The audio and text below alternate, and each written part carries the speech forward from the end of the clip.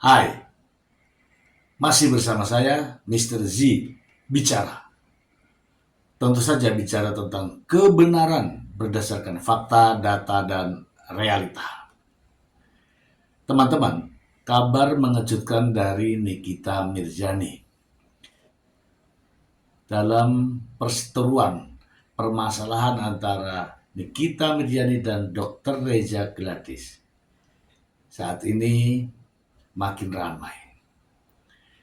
Telah menjalani sidang di Pengadilan Negeri Jakarta Selatan terkait kasus tindak pidana dan juga kasus gugatan perdata. Kasus tindak pidana telah memasuki sidang ketiga yang kemarin kita sudah dengar bersama bahwa jaksa penuntut umum menolak eksepsi dari pihak terdakwa Nikita Mirzani. Dan dari persidangan kasus perdatanya, upaya mediasi batal karena pihak Reza Gladis tidak hadir dalam acara atau kegiatan mediasi tersebut. Namun tiba-tiba kita semua dikejutkan dengan keputusan pihak Nikita Mirzani yang mencabut gugatan Wan Prestasi yang menuntut ganti kerugian sebesar 100 miliar rupiah. Ada apa sebenarnya? Mengapa ini bisa terjadi? Supaya tidak menjadi fitnah, teman-teman, saya akan membacakan berita ini untuk Anda. Berikut. Alasan Nikita Mirzani cabut gugatan Wan Prestasi terhadap Reza Gladis. Jakarta, Kompas.com. Artis Nikita Mirzani resmi mencabut gugatan Wan Prestasi terhadap Reza Gladis di Pengadilan Negeri Jakarta Selatan. Pencabutan laporan gugatan itu dilakukan oleh Fahmi Bahmid selaku kuasa hukum Nikita Mirzani pada Senin 14 Juli 2025. Adapun alasan pencabutan gugatan Wan Prestasi itu karena Nikita Mirzani ingin fokus dalam sidang kasus pemerasan di mana dirinya menjadi terdakwa bersama Ismail Marzuki. Karena setelah saya berdiskusi dan berdialog dengan Nikita minta saya fokus kepada perkara pidananya dulu, kata Fahmi. Fahmi Bahmid tak ingin fokusnya terpecah untuk mengurus dua kasus bersamaan yang melibatkan kliennya. Apalagi kasus pidana tindak pemerasan sudah memasuki tahap putusan sela. Setelah saya mempelajari ada berkas yang cukup tinggi dan banyak saksi, kita perlu konsentrasi dan kita fokus pada kasus pidana ini. Adapun pada sidang kasus pemerasan dengan terdakwa Nikita Mirzani dan Ismail Marzuki akan digelar di Pengadilan Negeri Jakarta Selatan pada Kamis 17 Juli 2025. Agenda sidang nanti adalah pembacaan putusan sela setelah sebelumnya pihak jaksa penuntut umum menanggapi eksepsi dari Nikita Mirzani. Ya, tepatnya menolak dari eksepsi pihak Nikita Mirzani. Oke teman-teman, kita bahas. Teman, terkait dengan kasus Wan Prestasi, pihak pengacara bersikukuh adanya kesepakatan, adanya perjanjian lisan, yaitu antara Nikita Mirzani atau Mail Marzuki dengan Dr. Reza Gladis yang konon kontraknya senilai 4 miliar rupiah.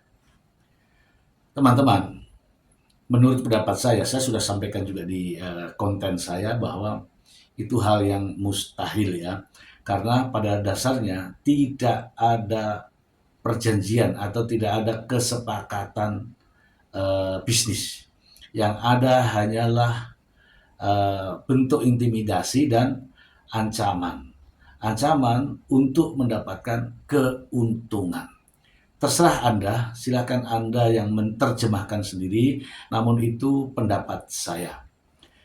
Adanya gugatan Wan Prestasi ini terlebih dahulu didahului dengan adanya tindak pidana pemerasan yang dilaporkan oleh Dr. Reza Gladys ke Polda Metro Jaya.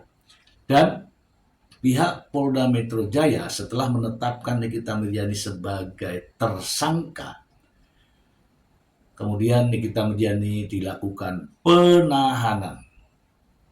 Demikian juga jaksa penuntut umum setelah berkas perkara dinyatakan P21 dan tersangka diserahkan ke kejaksaan pun dilakukan penahanan. Dalam dakwaan jaksa, Nikita Mirzani dianggap melanggar pasal 45 ayat 10, junto pasal 27B ayat 2, Undang-Undang ITE, Undang-Undang atas Perubahan, yaitu Undang-Undang Nomor 1 Tahun 2024, junto pasal 55 ayat 1 ke 1. Dakwaan kedua yaitu pasal 369 ayat 1, junto pasal 55 ayat 1 ke 1 KUHP. Dan juga dikombinasikan dengan pasal 3 Undang-Undang Nomor 8 Tahun 2010 tentang tindak pidana pencucian uang. Nah, disinilah yang menjadi kontroversi ketika pasal pemerasan yang katanya sudah disebarkan di berbagai media dihilangkan. Sementara pasal intinya adalah Undang-Undang ITE pada pasal 45 ayat 10 junto pasal 27B ayat 2. Itu intinya. Teman-teman, sidang telah memasuki tahapan tanggapan dari jaksa. Jaksa mengatakan bahwa eksepsi dari pihak Nikita Mirzani tidak berdasar dan menolak secara keseluruhan eksepsi pihak Nikita Mirzani. Teman-teman, terkait dengan kasus perdata Wan Prestasi yang diajukan gugatannya oleh pihak Nikita Mirzani dengan tuntutan 100 miliar rupiah, saya sudah pernah menjelaskan bahwa ini adalah bentuk upaya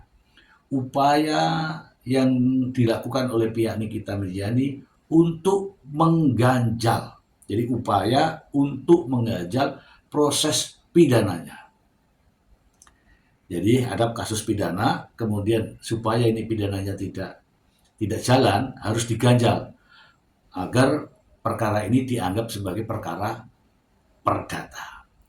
Apa yang saya ucapkan ini memang dibuktikan oleh pengacara Nikita Mirzani sendiri, yaitu ketika membacakan eksepsi, Fahmi Bahmid mengatakan bahwa perkara yang sedang berlangsung sidangnya ini tercatat pada gugatan perkara perdata.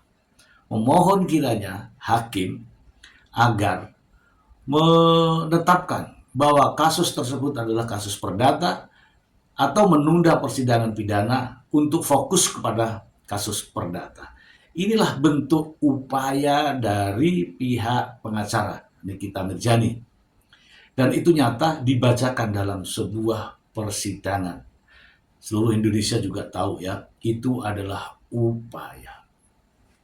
Nah, teman-teman, kaget ketika kita semua nih ya mendengar bahwa yang tadinya Fahmi Bahmid ini getol memperjuangkan terkait dengan adanya perjanjian atau kesepakatan lisan terkait dengan uang yang diperoleh oleh Nikita Mirzani dengan menggugat masing-masing Dr. Reza Gladys dan suaminya. Kemudian ada juga turut tergugat Kapolri, ada juga turut tergugat Kepala Kejaksaan Agung ya atau Jaksa Agung, kemudian ada juga PT Pratama Wisesa. Inilah yang menimbulkan pertanyaan. Masalah ini adalah masalah pidana, tiba-tiba melakukan gugatan kepada pelapor. Dan ada yang turut tergugat lagi, yaitu Kapolri dan Jaksa Agung. Nah, teman-teman, inilah yang menjadi pertanyaan. Mengapa tiba-tiba Fahmi Bahmid, pengacara Nikita Mirjani mencabut gugatan ini? Katanya akan lebih fokus pada kasus yang dihadapi oleh Nikita Mirjani saat ini, yaitu perkara pemerasan dan tindak pidana pencucian uang yang sedang berlangsung di Pengadilan Negeri Jakarta Selatan. Saya kira upaya apapun itu sah-sah saja karena ingin membela kliennya, bukan membela kebenaran ya, tetapi membela kliennya. Sebab apa? Nikita Mirjani adalah seorang public figure yang sudah jelas-jelas bagaimana kronologisnya sehingga Nikita Mirjani menerima uang sebesar 4 miliar tersebut. Namun, alih-alih mengakui bersalah, tetapi justru sebaliknya, Nikita Mirjani berkilah. Uang tersebut katanya di awal mengatakan bahwa itu adalah endorse. Kemudian ada perjanjian lisan, perjanjian kerjasama secara lisan. Kemudian Nikita Mirjani mengatakan sebagai uang cuma-cuma. Kemudian terakhir, dalam pernyataannya saat eksepsi, Nikita Mirjani mengatakan bahwa ini adalah kesepakatan bisnis. Namun akhirnya gugatan perdatanya dicabut. Katanya akan lebih fokus dan memprioritaskan penanganan kasusnya pada kasus pidana. Terus, apakah selama ini belum fokus?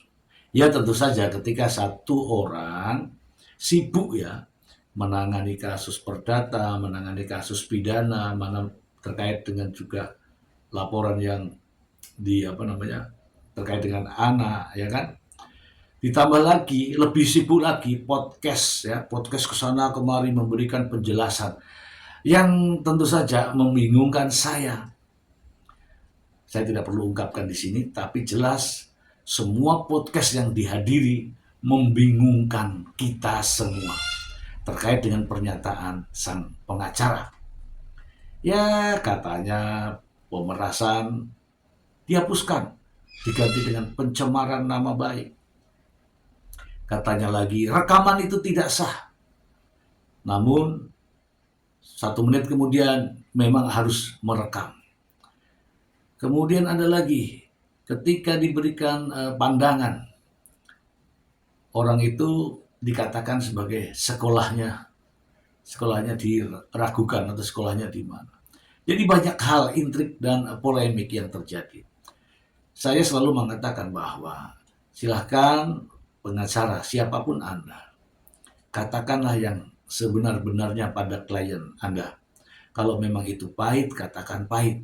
Jangan pernah mengatakan manis. Dalam suatu podcast, sang pengacara mengatakan bahwa saya harus bebaskan Nikita Mirjani karena Nikita Mirjani tidak bersalah. Nah, strategi-strategi semacam ini seharusnya tidak perlu diungkapkan di berbagai media sosial. Kenapa? Karena ada orang lain yang mendengarkan. Ada pihak jaksa penuntut umum, ada pihak pengacara, pihak pelapor, ada hakim, dan ada praktisi hukum yang lain. Mengapa menerjemahkan ilmu hukum, para ahli hukum, kok tidak sama dengan apa yang dipahami oleh sang pengacara? Sehingga mengatakan orang-orang yang berpendapat berbeda dengannya dianggap sekolahnya hanya sampai di pagar. Nah, teman-teman, kembali lagi ke kasus yang gugatan perdata dicabut. Ya, itu sah-sah saja ketika belum memasuki sidang materi pokoknya ya. Namun ada beberapa alasan mengapa gugatan perdata dicabut. Ya bisa saja karena meyakini bahwa kalah. Kedua, tidak ada bukti pendukung dalam gugatan tersebut. Ketiga, tidak memiliki saksi-saksi pendukung pada gugatan tersebut. Atau bisa saja karena adanya perdamaian dalam mediasi tersebut. Namun khusus kasus yang dialami atau yang diajukan oleh pihak Nikita Mirzani, saya melihat nampaknya yakin bahwa ini akan kalah. Karena kenapa? Karena tidak ada yang namanya perjanjian lisan di antara mereka. Itu fakta. Teman-teman, sidang kasus pemerasan dan juga tindak pidana pencucian uang masih terus berlanjut. Nampaknya akan masuk pada sidang perkara pokok, dalam hal ini adalah pembuktian, dan tentu saja akan lebih seru.